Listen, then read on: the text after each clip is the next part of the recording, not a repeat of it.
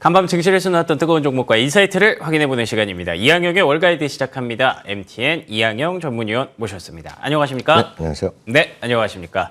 자, 오늘 핫스탁도 세 가지 준비가 돼 있습니다. 첫 번째 핫스탁은요, 세일즈포스부터 보겠습니다. 클라우드 믿고 있었다고, 그러니까 2분기 호실적을 발표하면서 시간외 거래에서 급등하고 있습니다. 영업이익이 무려 660% 급증했다고 들었는데요.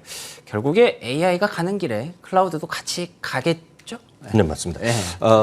그 세일즈포스는 제가 여러 번 소개해드렸었는데요. 이 회사의 창업자는 마크 베니프라는 분인데요. 이분 어떤 세일즈포스를 이해하기 위해서 마크 베니프라는 사람의 성격이라든가 출발부터 좀 이해하시면 좋은데요. 그래요? 여러 번 소개해드린 것에 있어서 많은 시청자분이 이미 아실 것 같은데 이분은 스티브 잡스 밑에서 인턴을 했던 친구입니다. 그리고 이제 창업도 웬만한 미국의 유명한 사람들이 뭐 차고에서 했다, 뭐 지하 창고에 이런 얘기 많이 들으시잖아요. 이분은 특이하게도 하와이의 소유 원두막 이런 데서 했다는 겁니다. 해변에 이제 카티지라고 하는데요. 그래서 사실 금이지를 엄청 찾으려는데 못 찾았어요 아직이요. 근데 어디 있다고 합니다. 좀 못 봤는데. 근데 그런 성격이고 창업했을 때 회사가 이제 성장성이 있고 워낙 스티브 잡스 워낙 좋게 봤기 때문에 내가 투자해주겠다라 했는데 괜찮습니다. 제가 알아서 하겠습니다 했던 정도로 상당히 좀 듬직한 사람이고. 특이하네요. 네, 성향 자체가 젠슨왕이랑 완전 반대라고 보시면 됩니다. 젠슨왕은 완전 큰 소리 막 치고 자신감인데 이분은 절대로 아주 과장하지 않고 아주 항상 보면 발표할 때마다 좀 보수적으로 합니다. 10번 발표하면 한 번 정도 강하게 발표하는데 이분이 지난 분기에 실적 발표 그 이후에 한번 컨퍼런스를 했습니다. IR한테. 그때 AI에 대한 자신감을 피력했고 이제 서비스 인상을 했습니다. 그런데도 불구하고 이번에도 역대 실적 발표는 약간 보수로 하지 않을까 얘기했는데 오늘 이제 그걸 뛰어넘는 실적 발표했고 가이던스도 3개월 전에 직전 가이던스를 또 훨씬 상회하는 걸 발표했다. 그게 오늘 투자 포인트가 되겠습니다. 주당 이익은 1.9달러인데 2.21달러니까 뭐 약간이지만 서프라이즈한 게 맞습니다. 매출도 85.3억이 예상됐는데 86억이 났습니다. 이제 가이던스인데요. 현재 진행되고 있는 실적이 1.83달러가 월가 예상치인데 2달러가 넘는 것을 예측을 했습니다. 이거 역시 깜짝 실적이 나왔다라고 깜짝 가이던스가 나왔고요. 매출도 86.6억이 예상됐는데 87억입니다.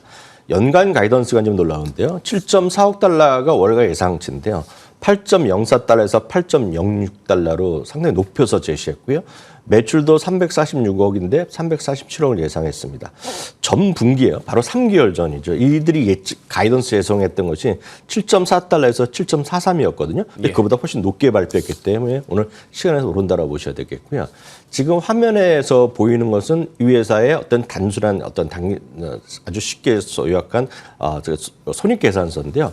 특이한 것은 옆에 보시면 제 오른쪽에 지금 제가 원본을 다 갖고 왔는데요. 이익이라든가 매출이 같은 건 깜짝 놀랄 만큼 성장세를 계속했다라고 보셔야 되겠습니다. 특히 그 다음 화면을 보여주시면 이 회사가 상식적으로 보시면 5개의 사업 분야로 일단 구성되어 있습니다. 대표적인 것이 이제 CRM이라고 해서 이제 고객관계 관리라고 흔히들 우리 얘기하는 거죠. 그렇죠. 고객관계 관리라는 것은 여러분들이 제가 쉽게 얘기해 드리면 여러분들이 그 화장품에 백화점에 가시면 바로 사는 게 아니라 여러분들 뭐 지성 피부, 무슨 건성 피부하고 어떤 거 막 요즘은 태블릿에 많이 입력을 하지 않습니까? 그런 걸 모아서 만든 게 고객 관계 관리라는 거의 이미지라고 딱 생각하시면 누구나 다 쉽게 이해하실 것 같습니다. 그걸 다양하게 활용하고 분석하는 툴을 제공하는 것이 세일즈포스닷컴인데 그 분야가 전체적인 매출에서 한 23%를 정도 차지하겠고요. 그 관련된 서비스도 한 4분의 1 정도 차지합니다. 문제는 이 5개 사업 분야가요. 모두 제일 오른쪽 화면에 제일 오른쪽 칼럼이 되겠는데요. 모두 지금 두 자릿수의 성장을 했습니다. 그러네요. 네, 모든 거 10% 이상 성장했기 때문에 소위 그 세일즈포스닷컴답지 않은 자신감을 피력할 수 있었고 그에 대해서 시장이 좀 반영했다라고 보셔야 되겠습니다. 실제 엔비디아가 많이 올라서 그렇죠. 엔비디아를 제외하고 보면 올해 제일 많이 올라간 대표적인 주식 중에 하나고요. 이 회사가 다우 30에 속해 있었거든요. 그래서 다우 30에 속해 있는 이후에 올해 재미없었는데요. 올해 들어서는 다우 30 중에서 제일 많이 올라간 주식 중에 하나입니다. 그래서 세일즈포스는 한마디로 좋은 회사고 S&P 500 기업에 한 460개 기업이 고객이고 우리나라의 대기업들은 거의 다 대기업 고객이다라고 일단 이해하시면 되겠습니다. 하여튼 결론적으로 보면 좋은 회사고 지금 시간에서 오늘 주가는 5% 정도 이상 상승을 하고 있습니다. 알겠습니다.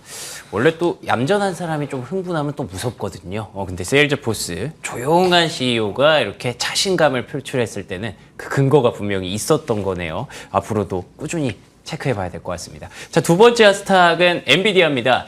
아직도 주가가 싸다는 얘기가 있습니다. 2분기 실적 발표 이후에 조금 주춤하다가 금세 이제 또 신고가, 사상 최고가 랠리를 달리고 있는데요. PER이 뭐 30배 수준이라는 얘기, 아직도 싸다는 얘기들이 나오고 있습니다. 네, 참고적으로 PER 얘기부터 말씀드리면 연초에요. 연초에 1월 5일 기준으로 보면 한 250% 올랐거든요. 근데 1월 5일 날 당시에 보면 NTM이라고 그러죠. 향후 12개월 실적 기준 PER이 45배 정도 됩니다. 예. 근데 지금 보면 주가는 250% 올라갔지만 밸류에이션은 25%가 떨어진 겁니다. 그래서 지금 PER이 30배 남짓이거든요. 그러니까 훨씬 싸진 거죠, 지금. 그렇죠. 예. 그러니까 절대 가격이 비쌌다, 많이 올랐다는 걸 누구나 다 알죠. 유치원생 데리고 말만 하면 예, 알아듣는데 그렇죠. 밸류에이션이 이해하기 쉽지 않거든요. 하지만 우리 미국 주식, 한국 주식 하시는 분은 밸류에이션이라는 말을 들어보셨을 것 같은데 여기서 딱 걸림돌이 하나 있습니다. 한국 주식은 미래에 대한 예측에 대한 신뢰성이 별로 없습니다. 그렇기 때문에 그런 것보다는 많이 올랐기 때문에 차익 실현의 심리가 강하거든요. 근데 미국 주식은 그런 것보다는 주가 자체보다는 밸류에이션의 신뢰성이 좀 높다고 그냥 받아들이시면 됩니다. 그래서 예. 그런 보면 많이 좀 싸져 있다. 그런 얘기를 지금 아주 긍정적으로 분들은 많이 얘기하고 있다라고 일단 이해하시면 되겠고요. 주가는 아주 소폭이지만 어저께도 사상 최고가, 오늘도 사상 최고가를 가고 있습니다.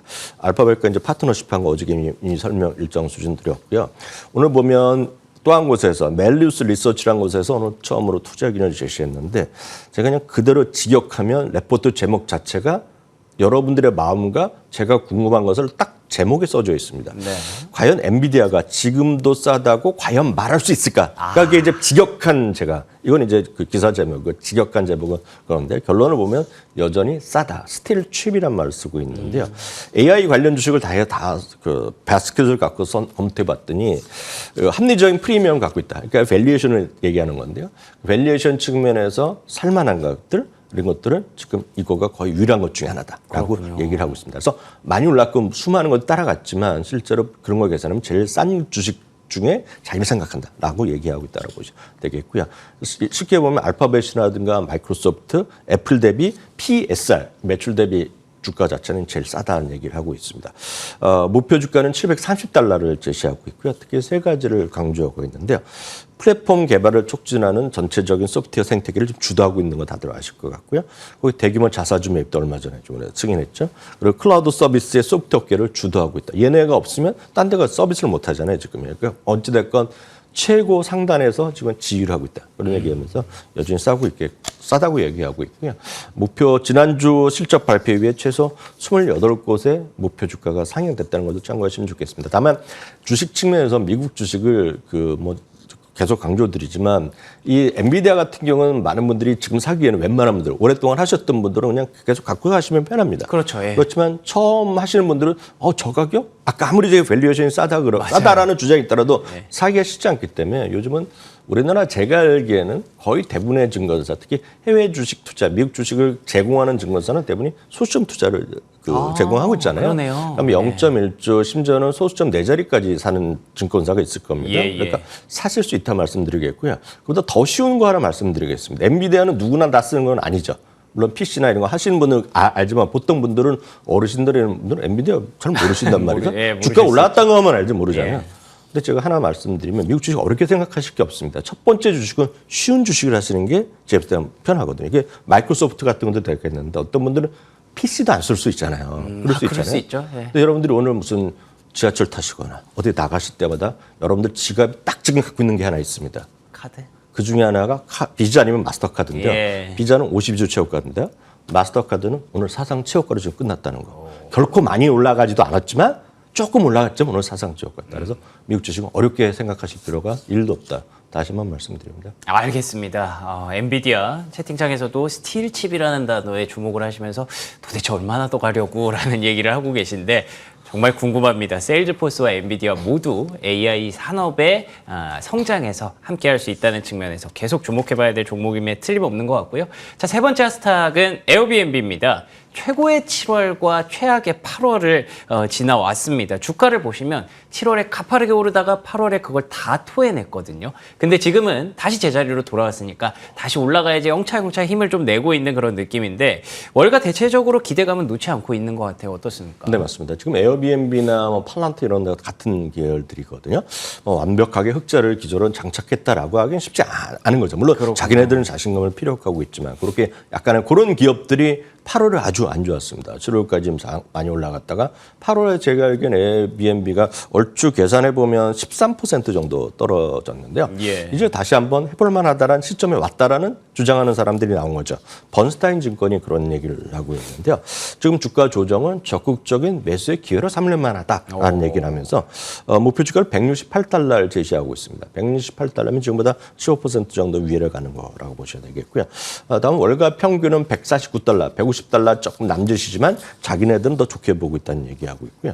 이 여행업계에 대해서 말들이 많지만 여행업계의 퀄리티 기업이다라고 얘기를 하시면 이해하시면 될 것 같습니다.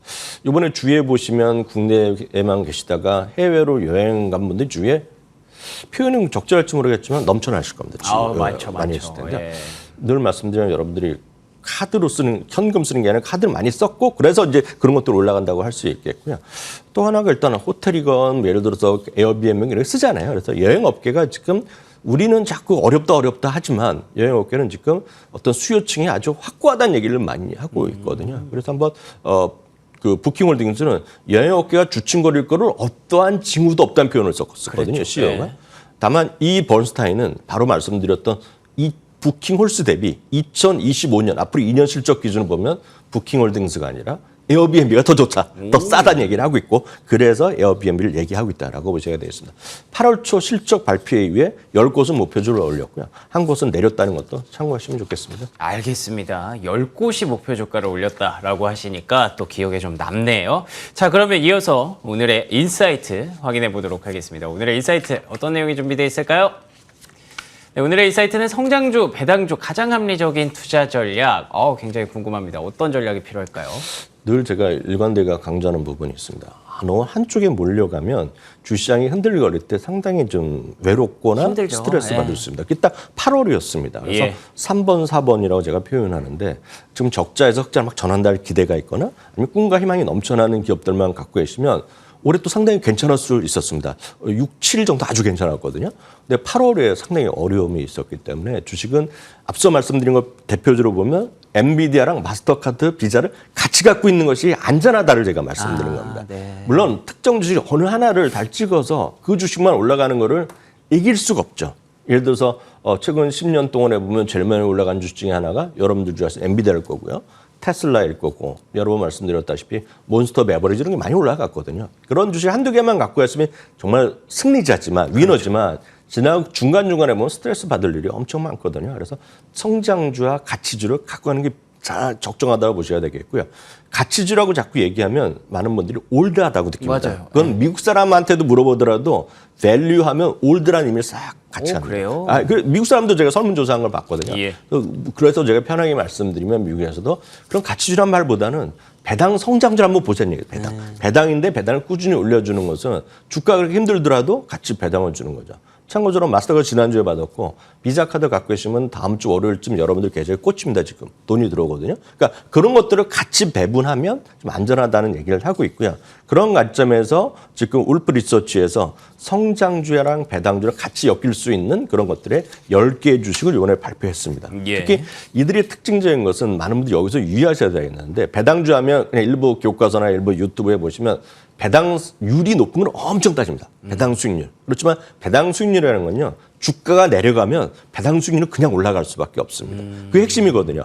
그래서 대표적인 것이 여러분들 많이들 갖고 가서 속상하지만 AT&T나 버라이즌 같은 건 주가가 계속 내려갔는데 배당이 있기 때문에 배당 수익률이 높아 보이는 거거든요. 그렇죠. 예. 그래서 이걸 배당 수익이 높은 거 기준을 보면 1등부터 100등까지 있다고 생각해 보시면 1등부터 20등은 하지 말고 오히려 21등부터 40등까지 하라. 그러네요. 그래서 네. 영어식 표현인데 이거는 5분위에서 차상위 5분이라고 하는 거는 우리가 보면 수미양가라면 우를 사라는 겁니다. 아, 그래서 우의 10종목을 제가 오늘 화면에 소개해드렸는데 이게 딱 10종목입니다. 예. 그들이 뽑은 10종목이니까 여러분들 한번 스타디해 보시면 좋을 것 같고 여기서 가장 여러분들 익숙한 것을 제가 편하게 말 수 있는 것은 로키드 마틴 이런 게 들어가고요.